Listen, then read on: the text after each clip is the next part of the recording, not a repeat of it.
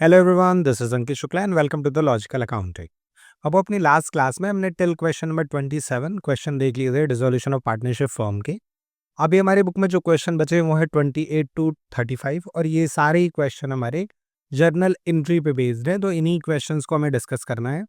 लेकिन इन क्वेश्चन को डिस्कस करने से पहले थोड़ा सा हम जर्नल एंट्री इजीली कैसे सॉल्व कर सकते हैं उसके लिए कुछ बातें समझ लेते हैं। देखो, कुछ चीज़ें तुम्हें याद रखनी है कि जब भी किसी पार्टनर को हम कोई प्रॉफिट देते हैं, यानी प्रॉफिट अगर हम पार्टनर को दे रहे हैं तो उस केस में पार्टनर की कैपिटल हमारी क्या हो जाएगी बाबू? क्रेडिट हो जाएगी। और अगर पार्टनर को हम लॉस दे रहे हैं तो उस केस में कैपिटल क्या हो जाएगी? डेबिट हो जाएगी। एक चीज़। दूसरी चीज़ ये कि अगर मान लीजिए कभी भी मेरा बैंक बैलेंस इंक्रीज हो रहा है, ठीक है, बैंक इंक्रीज हो रहा है तो हमें बैंक को डेबिट करना है। और अगर कभी हमारा बैंक डिक्रीज हो रहा है तो उसे हमें क्या करना है? क्रेडिट करना है। ठीक है, ये एक चीज़ क्लियर हो गई। दूसरी चीज़, अगर मान लो हमने एसेट बेची तो एसेट बेचने पे मेरे पास पैसा आया यानी बैंक बढ़ा, तो बैंक डेबिट होना चाहिए, तो बैंक अकाउंट को डेबिट कर देंगे। ठीक है, पर अगर मान लो उस एसेट को हम बेच नहीं रहे, उसको पार्टनर लेके जा रहा है, तो बैंक डेबिट करने के बजाय हम उसकी जगह पे पार्टनर कैपिटल डेबिट कर देंगे। ठीक है, आई होप ये चीज़ आपको समझ में आ रही है। ठीक है सर। इसके बाद से एक बात तुम्हें और समझनी है, जब भी हम एसेट लायबिलिटी को बेचते हैं या पे करते हैं तो बैंक और पार्टनर कैपिटल के अपोजिट में हम उस एसेट या लायबिलिटी का नाम नहीं लिखते, हम लिखते हैं रियलाइजेशन अकाउंट। ठीक है, क्योंकि वो एसेट लायबिलिटी ऑलरेडी रियलाइजेशन में ट्रांसफर हो चुकी है, तो अब जब वो सेटल होगी तो उस एसेट लायबिलिटी का नाम नहीं आएगा, वहां पे आएगा रियलाइजेशन अकाउंट। ठीक है, चलिए अब बस इतनी सी बातें अगर आपको क्लियर हो गई हैं तो आप सारी जर्नल एंट्री इजीली बना पाओगे। आओ देखते हैं क्वेश्चन नंबर 28 को। कह रहा है give journal entry in each of the following alternative cases on the dissolution of partnership firm. कह रहा है डिसोल्यूशन हो रहा है और इन केसेस में आप जर्नल एंट्री पास कर दीजिए। पहला पॉइंट दिया है रियलाइजेशन का खर्चा फर्म ने पे किया है ऑन बिहाफ ऑफ एक्स ने पे किया फर्म के बिहाफ पे। तो फर्म के बिहाफ पे किया मतलब पे किसको करना था? फर्म को पे करना था। और जब भी फर्म को कुछ खर्चा पे करना होता है तो फर्म के लिए अब वो लॉस है, रियलाइजेशन डेबिट होगा, यानी हमारा रियलाइजेशन अकाउंट क्या हो जाएगा? डेबिट हो जाएगा। और अपोजिट में लिखने के लिए कुछ है नहीं, तो अपोजिट में हम क्या लिख देंगे? X capital. देखो, रियलाइजेशन एक्सपेंस की एंट्री हम ऑलरेडी अपनी स्टार्टिंग की पहली या दूसरी पहली वीडियो में शायद डिस्कस किए हैं। तो अगर आपको रियलाइजेशन एक्सपेंस की एंट्री में कोई डाउट है, आईएफआर डब्ल्यूसीआर की एंट्री में कोई डाउट है, तो उसके लिए आप देख सकते हो डिसोल्यूशन ऑफ पार्टनरशिप फर्म में सोल्यूशन वाली पहली और दूसरी वीडियो, राइट? मे बी पहली वीडियो में आपका काम चल जाए।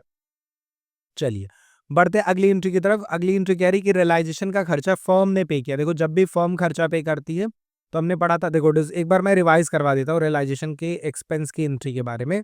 देखो, जितना फर्म रियलाइजेशन का खर्चा खुद उठाती है उतने से रियलाइजेशन को हमें डेबिट कर देना है। अगर फर्म किसी पार्टनर को कोई रेम्युनरेशन दे रही है रियलाइजेशन करवाने के लिए, तो उस रेम्युनरेशन अमाउंट से भी रियलाइजेशन को डेबिट कर देते हैं। इसके बाद अगर फर्म कुछ खर्चा पे कर रही है तो कैश या बैंक क्रेडिट हो जाता है। इसके बाद से चाहे डेबिट में डिफरेंस है या क्रेडिट में डिफरेंस है, हम उसमें क्या लिखते हैं? रिलेटेड पार्टनर की कैपिटल अकाउंट। आई होप आपको इतनी चीजें समझ में आ गई, बस इतना ही ध्यान रखना है, बाकी इंपॉर्टेंट नहीं है। तो सेकंड पॉइंट में देखो, कह रहा है रियलाइजेशन का खर्चा फर्म ने पे किया। जैसे ही तुमको दिखा फर्म 1000 रुपए पे कर रही है, तुमने टू बैंक में 1000 रुपए लिख दिए। ठीक है सर। फिर आगे कह रहा है however the expenses were to be borne by partner X. खर्चा उठाना था एक्स को, which he was to be given a commission of 5% of net cash realized on dissolution। कह रहा है कि एक्चुअल में वो खर्चा उठाना था किसको? एक्स को उठाना था, क्योंकि फर्म उसको रेम्युनरेशन दे रही थी, कमीशन दे रही थी, और जितना फर्म रेम्युनरेशन देती है उतने से हम रियलाइजेशन को डेबिट करते हैं। तो मेरा रियलाइजेशन डेबिट होगा। कितना फर्म देने को तैयार है बाबू? यहाँ पे देखते हैं, 5% on net cash realise on dissolution. Net cash realise का मतलब है कि एसेट बेच दिया आपने, पैसा आया, उसमें से लायबिलिटी पे करते टाइम जो पैसा चला गया उसको माइनस कर दीजिए, और जो नेट में आपके पास कैश बचा वो आपका नेट कैश रियलाइज है। तो कह रहे हैं कि 5% कमीशन देंगे नेट कैश रियलाइज का। कैश रियलाइज जो हुआ है वो कितने का हुआ है सर?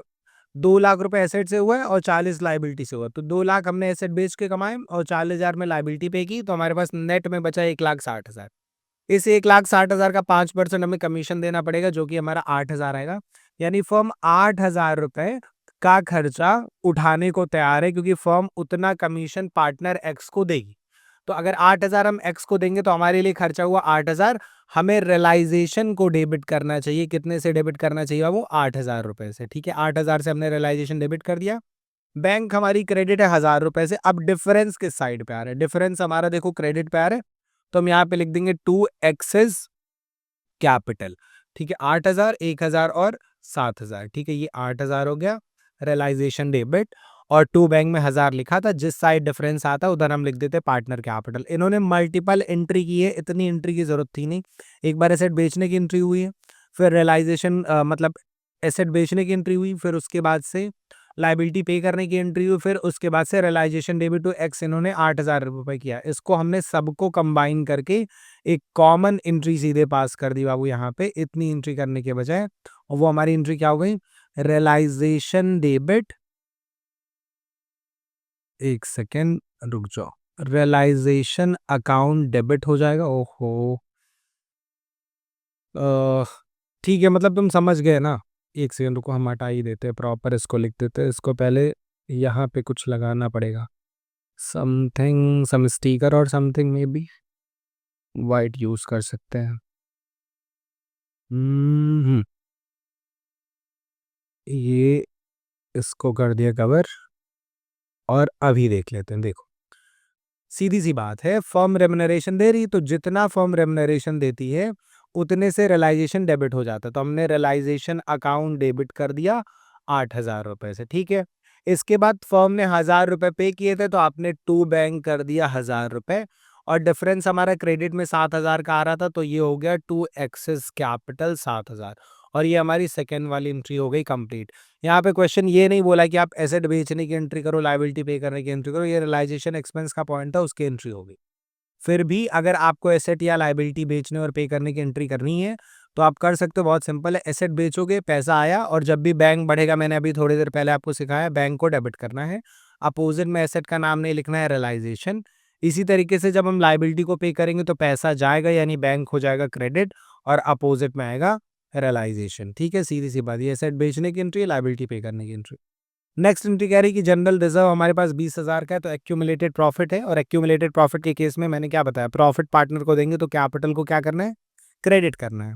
तो जो भी हमारे पार्टनर होंगे उनकी कैपिटल क्रेडिट हो जाएगी और जनरल रिजर्व डेबिट हो जाएगा। तो एंट्री होगी general reserve debit to partners capital account. ठीक, लास्ट पॉइंट कह रहा है कि क्रेडिटर 15,000 के थे, लेकिन हमने डिस्काउंट पे किया बाबू। अगर पे किया तो पैसा गया, बैंक डिक्रीज हुआ, और बैंक डिक्रीज हुआ मतलब बैंक क्या हो जाएगा, क्रेडिट। तो यहाँ पे बैंक को हमें क्रेडिट करना पड़ेगा, और अपोजिट में क्या आ जाएगा, रियलाइजेशन, क्योंकि लाइबिलिटी एसेट का नाम नहीं लिखना है, तो बैंक क्रेडिट करके रियलाइजेशन लिख दिया। रही बात अमाउंट की, तो 15,000 में से आप 2% का डिस्काउंट यानी 300 माइनस करके 14,700 यहाँ पे लिख दो। ठीक है, चलिए, आई होप ये क्वेश्चन आपको एकदम अच्छे से क्लियर हो गया।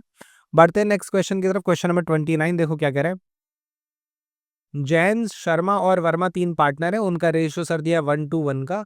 31 मार्च को फॉर्म डिसॉल्व हो रही। इट वाज एग्रीड कि शर्मा जो है वो डिसोल्यूशन का प्रोसेस देखेंगे और उनको 15,000 रेम्युनरेशन दिया जाएगा।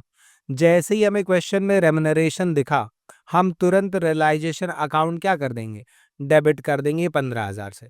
फिर आगे क्वेश्चन में कह रहा है कि डिसोल्यूशन का खर्चा हुआ 5,000। इससे कोई मतलब नहीं खर्चा कितने का हुआ, अगर, या ये सेकेंड एंट्री है बेसिकली, ओके ये सेकेंड एंट्री है, डिसोल्व ये अलग एंट्री है। तो फिर उसके बाद से ये 284 हमने क्रेडिटर को पे किया है, थर्ड एंट्री है।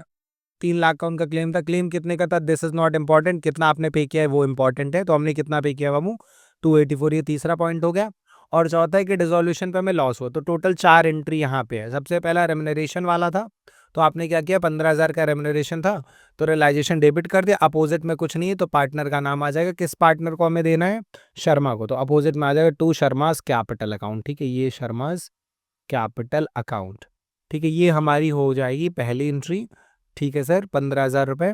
दूसरी एंट्री में क्वेश्चन बोला है कि रियलाइजेशन का खर्चा 5,000 हुआ, तो कौन बेयर कौन पे नहीं दिया, तो फॉर्म बेयर फॉर्म पे होगा, रियलाइजेशन डेबिट 5,000, और टू हमारा हो जाएगा अपोजिट में बैंक, कुछ नहीं दिया तो फॉर्म ही बेयर करेगी, फॉर्म ही पे करेगी। एक बात समझो, यहाँ पे ये दो डिफरेंट ट्रांजैक्शन है। रेमनरे, अभी तुम ये कह सकते हो कि सर जब हम रेमनरेशन पे कर रहे हैं तो फर्म क्यों खर्चा पे कर रही है, क्योंकि जब हम उसको 15,000 शर्मा को इसी बात का दे रहे हैं, तो ऑब्वियसली बात ये 5,000 अब शर्मा उठाए, हम क्यों उठाएं, राइट।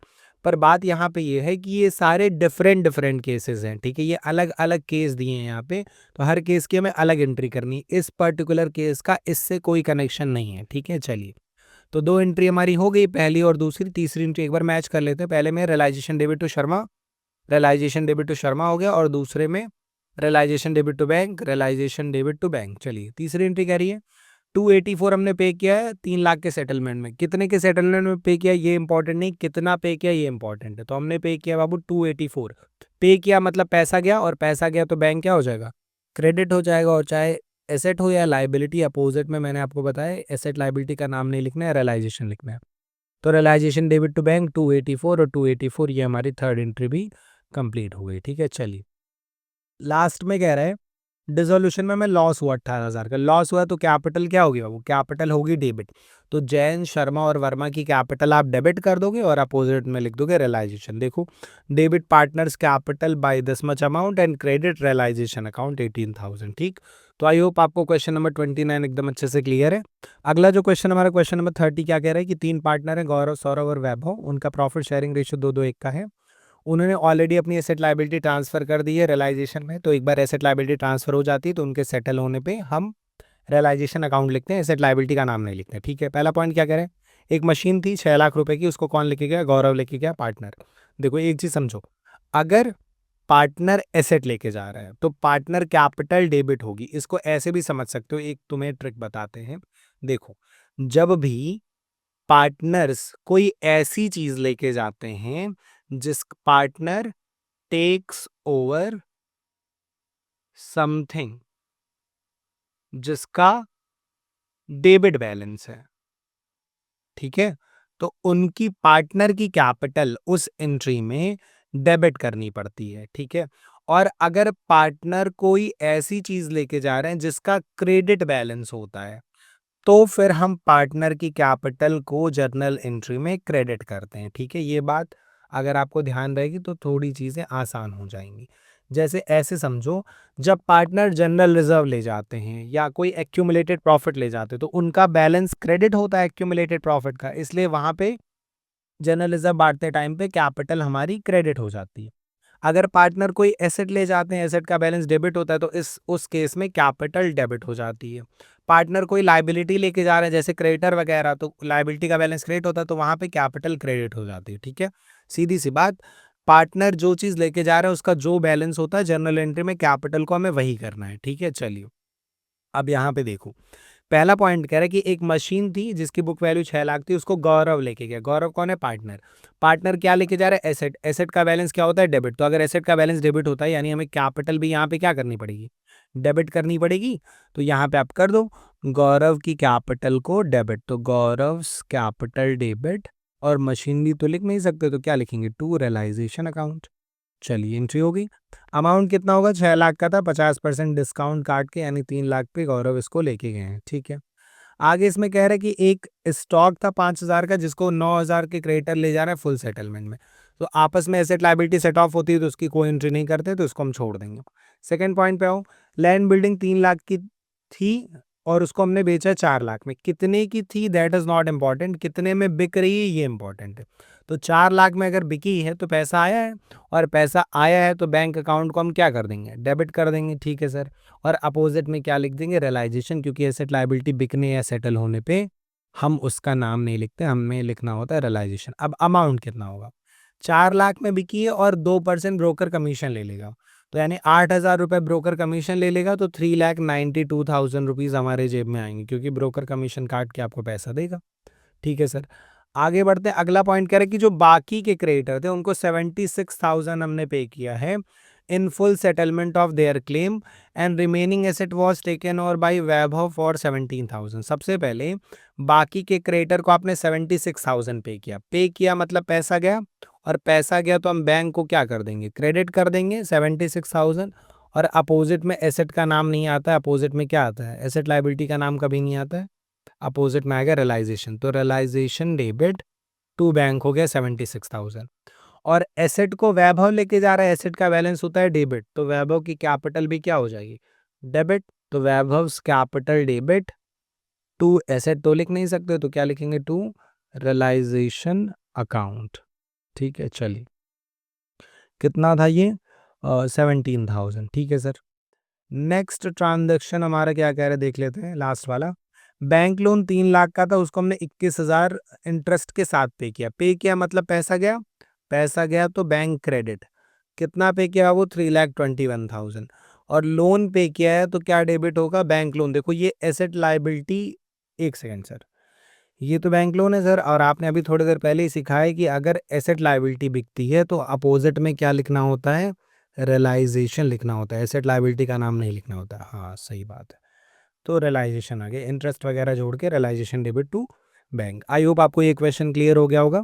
बढ़ते हैं नेक्स्ट क्वेश्चन की तरफ। क्वेश्चन नंबर 31 देखो क्या कह रहा है। आदिराज और करण पार्टनर है, उनका रेशियो कितने का दिया है, 3:2 का। सारी एसेट्स और सारी थर्ड पार्टी लायबिलिटी रियलाइजेशन में ट्रांसफर हो गई, मतलब बेचने पे आपको रियलाइजेशन लिखना है, एसेट लायबिलिटी का नाम नहीं। पहला पॉइंट कह रहा है furniture of 70,000 was sold for 68,000 by auction, और ऑक्शनर को 2,000 कमीशन देना है। तो फर्नीचर आपने बेचा है 68 में, मतलब पैसा आया, और पैसा आया तो बैंक अकाउंट क्या हो जाएगा, डेबिट हो जाएगा। पर 68,000 नहीं होगा, हमें इसमें से उसको कुछ पैसे देने पड़ेंगे उसके कमीशन के। तो 68 में से 2,000 हमने पे कर दिया, मतलब हमारे पास कितने आए होंगे, 66,000 आए होंगे। ठीक है, चलिए पहला पॉइंट आई होप समझ में आ गया।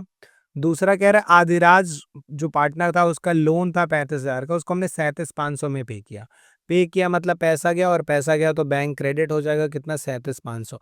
देखो पार्टनर का जब भी पे करते हैं लोन वगैरह तो पार्टनर का नाम नहीं आता है, आता है पार्टनर का लोन अकाउंट। ठीक है, तो पार्टनर का लोन मतलब कि Adiraj loan account debit to bank.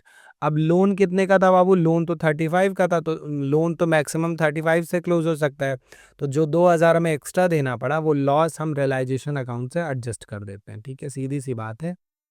अगर एक्सटर्नल लाइबिलिटी जैसे creditor, bank loan, outstanding salary, ये सब पे होती है या एसेट बिकती है, तो हम वहां पे एसेट और लाइबिलिटी का नाम नहीं लिखते, हम वहां पे लिखते हैं रियलाइजेशन।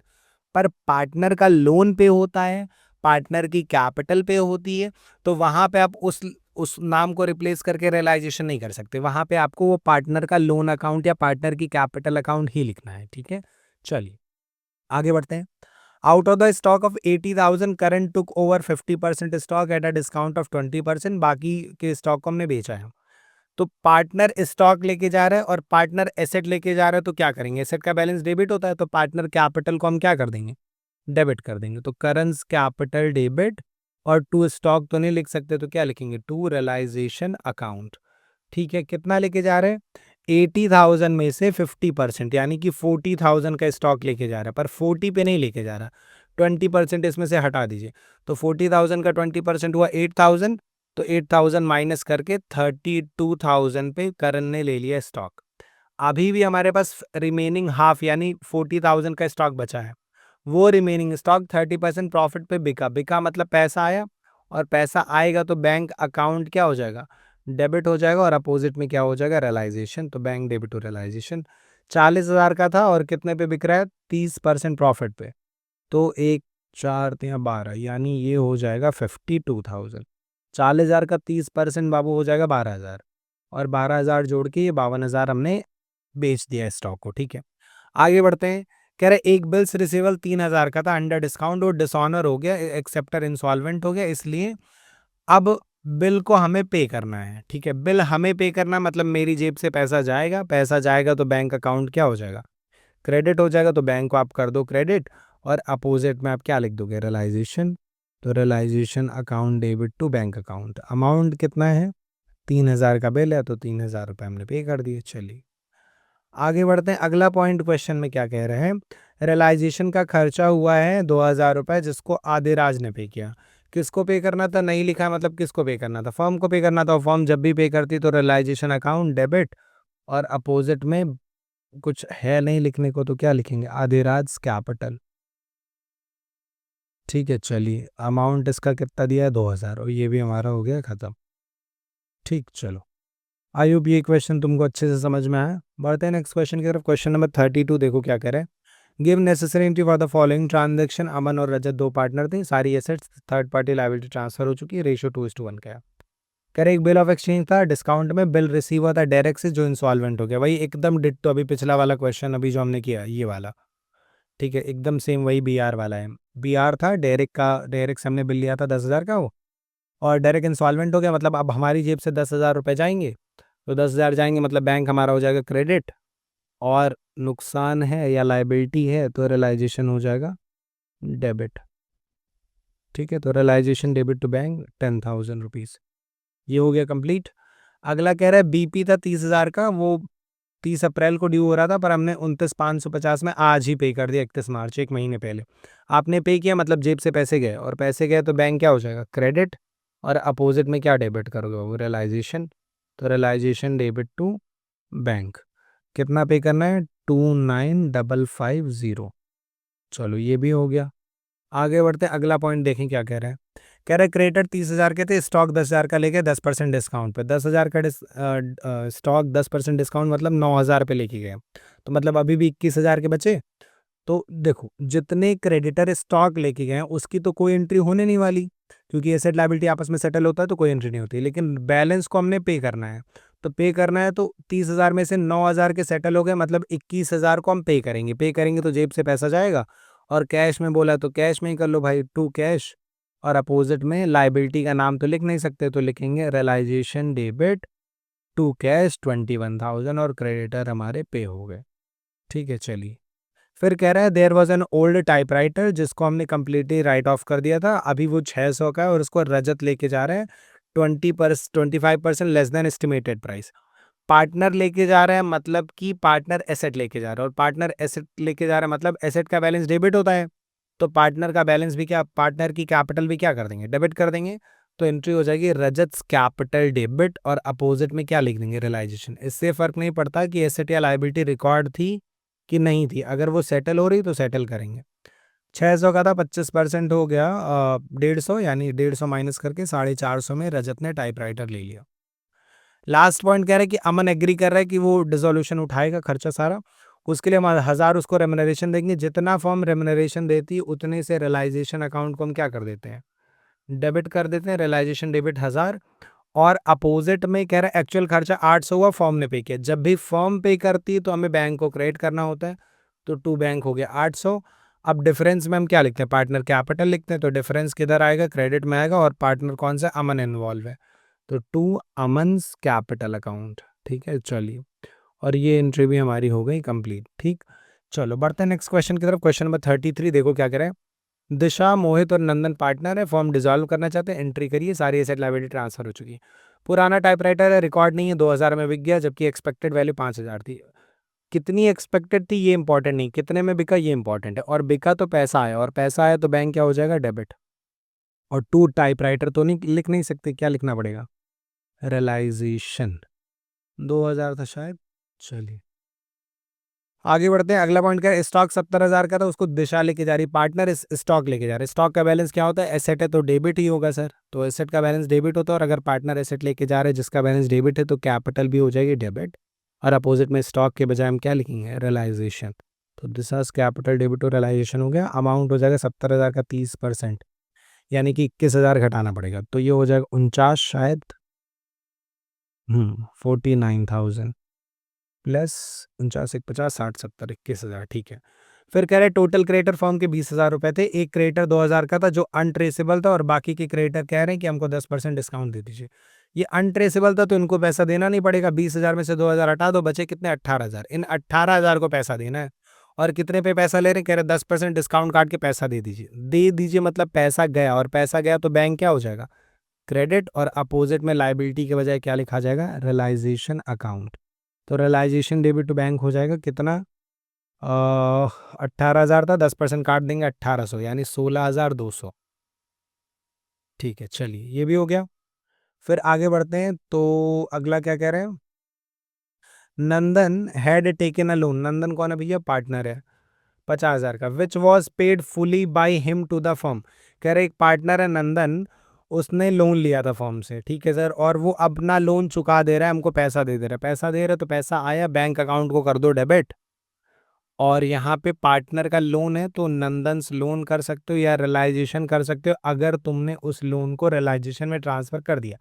पर यूजुअली पार्टनर का एसेट साइड वाला लोन जो फर्म ने पार्टनर को दिया रहता है वो रियलाइजेशन में जाता नहीं है, वो जाता है कैपिटल में, और आपने कैपिटल में ट्रांसफर किया नहीं, आपने पार्टनर से पैसा लिया, इसलिए हम पार्टनर का लोन अकाउंट लिख रहे हैं, रियलाइजेशन नहीं लिख रहे हैं, क्योंकि वो रियलाइजेशन में कभी नहीं गया है।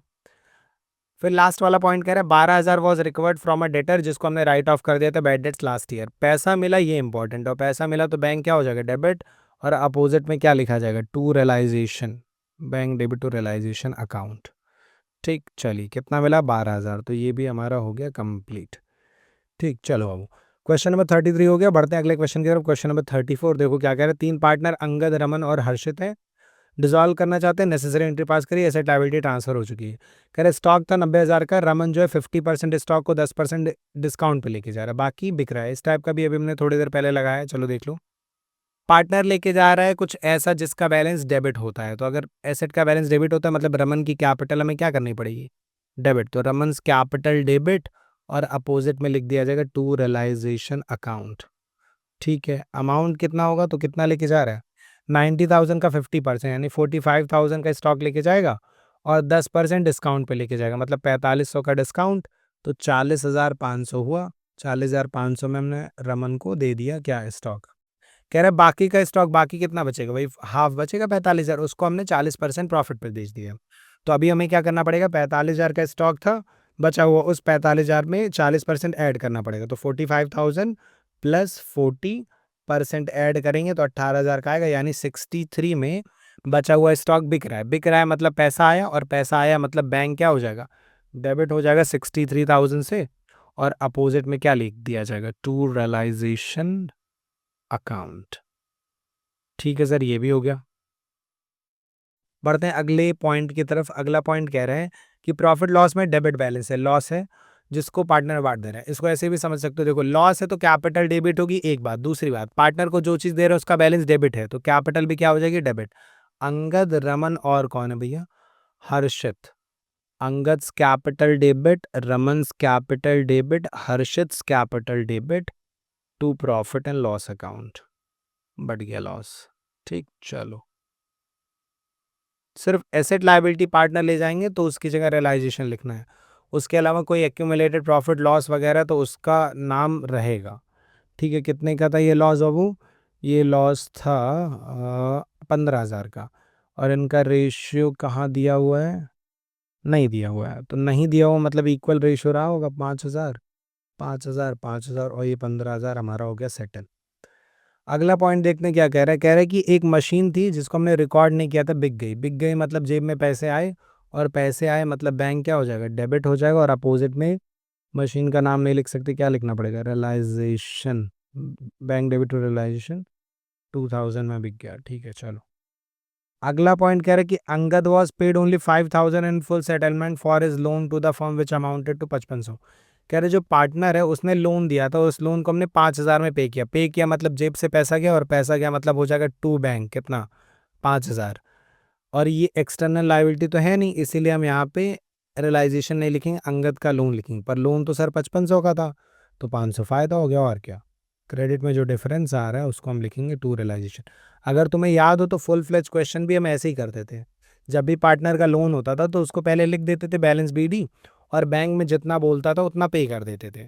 उसके बाद से जिस भी साइड पे डिफरेंस आता था, डेबिट या क्रेडिट, वो रियलाइजेशन से इंटरेस्ट मान के सेटल हो जाता था। ठीक, चलो अगला पॉइंट कह रहा है कि रियलाइजेशन का खर्चा 5,000 हो जिसको हर्षित ने पे किया। पे किसको करना चाहिए था, फर्म को। फर्म को पे करना चाहिए था, मतलब रियलाइजेशन क्या होता, डेबिट होता, तो रियलाइजेशन डेबिट करो, पर फर्म ने तो पे किया नहीं, हर्षित ने पे किया, मतलब हम अब हमें हर्षित को देना पड़ेगा, तो टू हर्षित कैपिटल हो गया कितना, 5,000 रुपये। ठीक है सर, नेक्स्ट ट्रांजेक्शन क्या कह रहा है, चलिए देखिए लास्ट वाला। There was 100 share of 10 each in DCM limited acquired at a cost of 1200। ये इंपॉर्टेंट नहीं कितने पे एक्वायर था, कितने में सेटल होगा, ये इंपॉर्टेंट है। आगे कह रहे इसको हमने बुक से हटा दिया था, मतलब हमने मान लिया था कि शेयर अब कूड़े के भाव है, इससे कुछ भी मिल नहीं सकता। ठीक है, राइट ऑफ हो गया। पर बाद में अब डिसोल्यूशन के टाइम में पता चल रहा है कि these shares are valued in 9 each, ये 9 रुपए शेयर की वैल्यू हो गई है, और ये पार्टनर आपस में डिस्ट्रीब्यूट कर ले रहे हैं। तो 100 शेयर है, 9 रुपए के हिसाब से 900 हुआ, और पार्टनर ले रहे हैं मतलब पार्टनर कोई ऐसी चीज़ ले रहे हैं जिसका बैलेंस डेबिट होता है, एसेट का बैलेंस डेबिट होता है, तो पार्टनर की कैपिटल भी क्या हो जाएगी, डेबिट हो जाएगी। तो जो भी है ARH, इनकी कैपिटल आप कर देना डेबिट, और अपोजिट में एसेट लेके जा रहे हैं तो एसेट का नाम नहीं लिखेंगे, क्या लिखेंगे, टू रियलाइजेशन। 900 रुपये वैल्यू हो रही थी, रेशो दिया नहीं था, 3,000 क्यों सर दे रहे हैं आप। 300, 300 और 300। ठीक, चलो आई होप तुमको ये क्वेश्चन एकदम अच्छे से क्लियर हो गया। बढ़ते हैं आज की क्लास और इस चैप्टर के आखिरी सवाल के ऊपर जिसका तुम्हें इतने टाइम से इंतजार था। एक्स और वाई पार्टनर है सर, वो डिसॉल्व करना चाहते हैं अपनी फर्म, एंट्री पास कर दीजिए, सारी एसेट लायबिलिटी ट्रांसफर हो चुकी हैं। एक्स का लोन अपीयर कर रहा था लायबिलिटी साइड पे बैलेंस शीट में 40,000, उसने अनरिकॉर्डेड एसेट ले ली 60,000 की फुल सेटलमेंट में। देखो एक्स का लोन था बाबू, मतलब कि लोन का बैलेंस क्रेडिट होता है, तो जब वो लोन सेटल होगा तो एक्स का लोन डेबिट हो जाएगा। 40,000 का लोन है, समझो बात को। अगर हम पे करेंगे इस लोन को, पार्टनर लोन को, तो बैंक आएगा। पर क्वेश्चन कह रहे हैं कि हम इसको कैसे सेटल कर रहे हैं, 60,000 रुपए की एसेट दे के सेटल कर रहे हैं। तो एसेट जब दी जाएगी तो बैंक के बजाय हम एसेट का नाम लिखेंगे, पर एसेट का नाम तो लिख नहीं सकते, हमें लिखना पड़ेगा रियलाइजेशन। तो रियलाइजेशन लिख दो, कितने का, 60। थोड़ा सा समझने की कोशिश करना, ट्रिकी हो सकता है, 60,000। अब अगर तुम्हें याद हो तो मैंने बताया था कि जब लोन सेटल होता है तो जितना पे करते हैं उसको बैंक में या फिर जो भी दे रहे हैं वो लिख देते हैं, और फिर डिफरेंस को लिखते हैं रियलाइजेशन। अब बात समझो, डिफरेंस कहाँ, डेबिट में ही आएगा, और कितने का डिफरेंस आएगा, 20,000, और तुम क्या लिखोगे, रियलाइजेशन। तो जब रियलाइजेशन डेबिट है तो रियलाइजेशन थोड़ी क्रेडिट होगा, तो 20,000 20,000 कैंसिल हो जाएगा, और हमारे पास बचेगा क्या, रियलाइजेशन बचेगा, और कितने से बचेगा, 40,000 से। तो हम इसको ऐसे भी कर सकते हैं, realisation debit, x debit 40,000 to realisation 40,000। वो ये यहाँ पे हम 60 लिखते, पर 60 लिखेंगे फिर डिफरेंस में 20 में फिर रियलाइजेशन लिखेंगे, तो रियलाइजेशन रियलाइजेशन कैंसिल कर दो, और क्या। चलो, ये पहली एंट्री समझ में आ गई, थोड़ी सी अच्छी एंट्री थी। अगला कह रहा है there was an unrecorded asset जो कि 20,000 थी, जिसका आधा जो है एक अनरिकॉर्डेड लायबिलिटी ले रही है। तो जब एसेट लायबिलिटी आपस में सेटल होती तो उसकी तो कोई एंट्री करनी नहीं है, इसको छोड़ दो। फिर कह रहा है बाकी की जो हाफ है अनरिकॉर्डेड एसेट थी जिसका आधा पार्टनर ले लिया, तो बचा कितना, 20,000 में से आधा ले गया, मतलब 10,000 का एसेट बचा। कह रही है रिमेनिंग हाफ हमने मार्केट में बेची 80% पे, तो 10,000 को 80% में बेचेंगे मतलब 8,000 में बेचेंगे, और बेचेंगे मतलब पैसा आएगा, और पैसा आएगा मतलब बैंक हो जाएगा डेबिट, और टू लिख देंगे रियलाइजेशन। कितना हो, 8,000 रुपये। ठीक, चलिए ये हो गया। फिर आगे बढ़ते हैं, अगला पॉइंट कह रहा है रमन एक क्रेडिटर है, 25,000 उसको देने थे, उसने कहा अनरिकॉर्डेड कंप्यूटर दे दीजिए 18,000 का 10% डिस्काउंट पे। तो 18,000 का 10% मतलब 1800 हुआ, और 18,000 में से 1800 माइनस किया मतलब 16,200 हुआ। ठीक है, तो 25,000 के क्रेडिटर 16,200 का कंप्यूटर ले जा रहे हैं, तो जब कंप्यूटर ले जाएंगे तो उसकी तो कोई एंट्री होगी नहीं, पर क्वेश्चन में बोला है कि जो बैलेंस बच जाएगा वो पे करना पड़ेगा। तो बैलेंस कितना बचेगा, 25,000 में से 16,200 हटा दो, 8,800 रुपए का उधार बचा। ये 8,800 में अपने क्रेडिटर को पे करना पड़ेगा, और पे करना पड़ेगा मतलब हमें लिखना पड़ेगा टू कैश या बैंक। कैश में बोला तो कैश लिखो, और अपोजिट में क्रेडिटर का नाम तो लिख नहीं सकते, तो क्या लिखेंगे, रियलाइजेशन डेबिट 8,800, और जो एसेट लायबिलिटी आपस में सेटल हुई उसकी कोई एंट्री नहीं होगी। ठीक है, चलिए आगे बढ़ते हैं। क्या है, सुधीर एक अनरिकॉर्डेड क्रेडिटर था, उस अनरिकॉर्डेड व्हीकल ले गया, उसकी भी कोई एंट्री नहीं होगी सर, और बैलेंस उसको कैश में दे रहे हैं, तो बैलेंस निकाल लो कितना दे रहे हैं। 40,000 का क्रेडिटर था, उसको 20,000 की व्हीकल दिए, पर 20,000 में नहीं दिए, दिए 25,000 में। तो 40 में से 25 सेटल हो गया मतलब 15,000 बचा, और 15,000 अगर क्रेडिटर को पे करोगे तो क्या लिख दोगे, टू कैश 15,000, पैसा गया, पैसा गया मतलब कैश या बैंक क्रेडिट, और अपोजिट में क्रेडिटर के बजाय हमें क्या लिखना है, एसेट या लायबिलिटी नहीं लिखते, हम लिखते हैं रियलाइजेशन डेबिट। तो रियलाइजेशन डेबिट टू कैश 15,000 15,000। आगे बढ़िए, अगला पॉइंट कह रहे हैं कंटीजेंट लायबिलिटी थी बिल डिस्काउंटेड की, मैच्योर नहीं हुई। देखो कंटीजेंट लायबिलिटी थी पर ये मैच्योर नहीं है, और अगर मैच्योर नहीं तो हमें कुछ नहीं करना है भाई। अगर ये मैच्योर हो जाती, क्वेश्चन कहता कि नहीं पे हो पा रहा है, हमको पे करना पड़ेगा, तो हम करते। पर यहाँ क्वेश्चन कहीं नहीं बोला कि बैड डेट्स हो गया, सामने वाला जिसका बिल था वो इंसॉल्वेंट हो गया, पैसा नहीं मिलेगा, तब हम पे करते हैं। यहाँ कुछ कहा नहीं है तो हम कुछ करेंगे भी नहीं। मैच्योर नहीं है तो वेट करो मैच्योर होने का, हम बिजनेस बंद करके घर चलो। ठीक, इसको छोड़ दो, नो एंट्री। अगला point, furniture of 20,000 and goodwill of 30,000 were appearing in the balance sheet but no other information was provided regarding these two item. कह रहे सर फर्नीचर और गुडविल थी पर बिकी पार्टनर लेके गया या क्या हुआ, ये क्वेश्चन नहीं बताया। तो अगर क्वेश्चन नहीं बताता है तो हम टेंजिबल एसेट को बेचते हैं, इनटेंजिबल को करते हैं इग्नोर। तो गुडविल इनटेंजिबल है, छोड़ दो, पर फर्नीचर टेंजिबल है, और अगर क्वेश्चन नहीं बताया तो बिक सकता है, और बिक सकता है मतलब पैसा आया, और पैसा आया मतलब बैंक डेबिट, और अपोजिट में फर्नीचर तो लिख नहीं सकते, तो क्या लिखेंगे, bank debit to realisation account. कितने में था सर, 20,000 था, तो 20,000 में बिकेगा। ठीक, और इस तरीके से फाइनली हमारा क्वेश्चन नंबर 34 भी हो गया ओवर और इसी के साथ हमने dissolution of partnership firm chapter के सारे एडिशनल क्वेश्चन छोड़ के जितने भी मेन प्रैक्टिकल प्रॉब्लम थी वो सारी 1 to 35 डिस्कस कर लिए। अगर आप चाहते हो हम एडिशनल क्वेश्चन को भी डिस्कस करें अपनी वीडियोस में तो feel free to say that in the video in the comment और हम एडिशनल भी डिस्कस कर लेंगे। Otherwise from my side dissolution of partnership firm chapter complete question 1 to 35 is finished. तो मिलते हैं अगली वीडियो में किसी और चैप्टर के साथ।